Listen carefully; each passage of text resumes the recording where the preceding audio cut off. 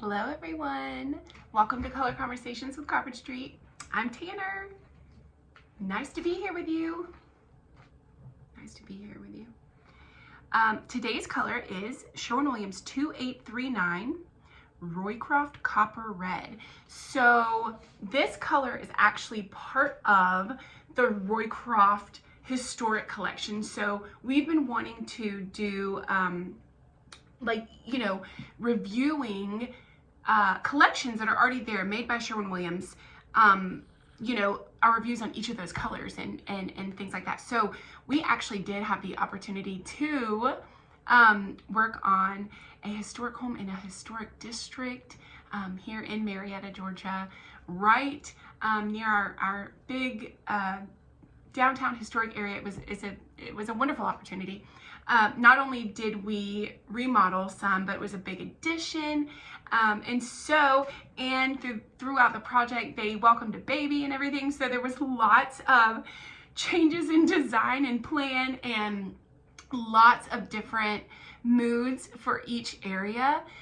But the overall intention was to keep the integrity of the historic home intact, to really make sure that no matter what colors we pulled in, no matter what elements we pulled in, that truly the charm of it being a historic home would be what would stand out. So how did we use colors to enhance that? We found the Roycroft historic collection and we're able to use it to its full beautifulness.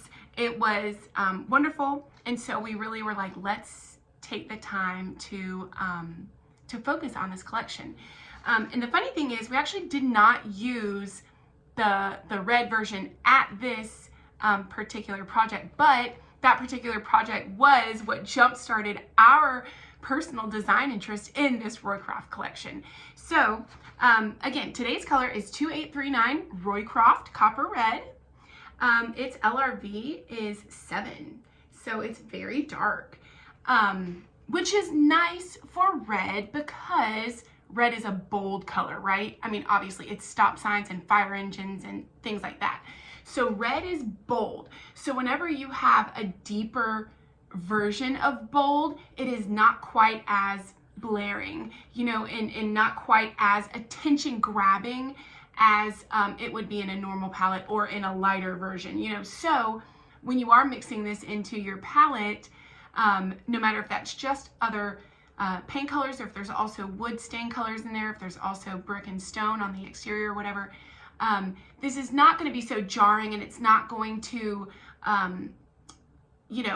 be so bold that it takes over. It's really not. It's going to, because with a lot of historic homes, there's so much detail, there's so much good trim work and really attention to detail that you want to use color to that project's advantage, to that property's advantage, So the thing I would say about this as, again, okay, so it's red, so we're talking red. Use with caution, right? It's red, but because it is so deep, you can definitely use it more often than you would probably think. I will say this, it is deep, but it has a copper color. It does pull a little orange. So we hear this all the time from clients. I don't want orange. I don't want orange. If you don't want orange, this is probably not your red. It definitely gets into the warm, coppery undertones for sure. So that's really nice though, when you're talking about wanting it to be a historic looking color, So if you, talking about project spaces, if you use this on the exterior, if you have a smaller scale house, then you could use it even as whole siding. I mean, it's that nice of a color. It's that elegant, like I said, it's not jarring at all because of its depth, and its coppery undertones actually give it a really nice warm touch. So you can use it, and don't be afraid to use it. It's just that, again, you're talking about bold colors. So, you know, use appropriately. If your house is massive, you probably don't want to use this as your main color.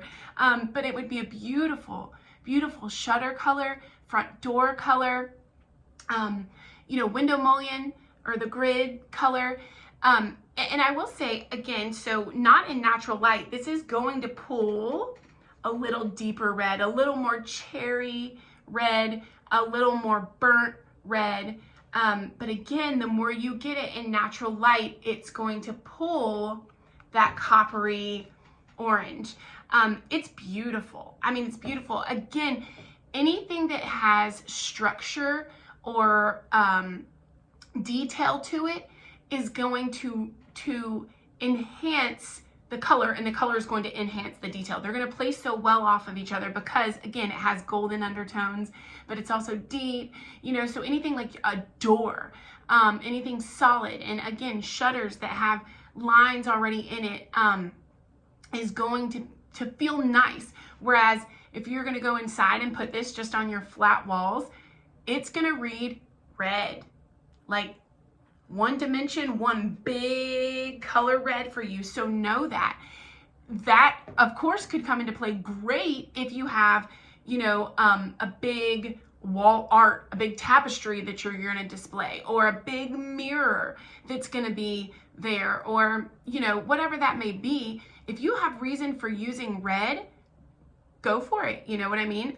Just use it strategically, you know, knowing that it is bold color. And you need to allow other pieces to also hold their own against bold color. So again, that's why when you're using red, and you're using any bold color in general, it's important to get the right red. It's important to get the red with the correct undertones for your space. So again, this has goldy, coppery undertones.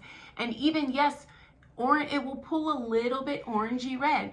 And so that will work for you so nicely if you have, you know, those exterior lanterns that look fully like fire. So something like that's going to play so great with this coppery red, you know. But again, if your stone's got a lot of gray, and you know, you've got a gray brick and you're looking for a red, this may not be the right red because it is so warm. So again, it's part of the ROYCROFT Historic Color Collection. This is ROYCROFT Copper Red. Great red for furniture. We didn't even say that. Goodness, say you have a piece, a stool, a chair. Again, it's just kind of the same concept as it being on something sturdy and strong, or that has lines and dimensions. Anything that has detail and character anyways, whether it be on your house or a fixture, you know, on your walls, or it's a piece of furniture or whatever that may be. This is going to look very nice on something that has detail and dimension and texture even. So if you were looking for a red that had a throwback to, you know, a nod to the historic feel, this is definitely it. I mean, like I said, because of its warmth and its copper, it's going to look intentionally like they went for red, you know? And it's deep. It's deep enough to feel still elegant. Again, you know, it's bold, but it's not blaringly in your face bold. The only thing I would caution is if you're not wanting a warm coppery undertone, you're probably going to want to shift to a more muted color, or to one that's maybe not as copper. However, in saying that, like, again, if you have warm metals, if you have other components that are already existing in your project, or you plan on them being there in your project, and they're warm, and you know that they're going to play nicely with something warm, then definitely enhance them with that warm undertone, you know. And if you need help deciding if your project does need the warm or the cool, or I just threw you completely off by, talking about undertones and all that, and you want some help, reach out. We would absolutely love to help you. We just adore color and what it does. So our email is crawfordstreetdesigns@gmail.com. And if you need help, like I said, adjusting, deciding, confirming, whatever that may be, we are here to be your color girls. And if you want to have more color conversations, then follow along, subscribe, and we will see you next time. Bye, everybody.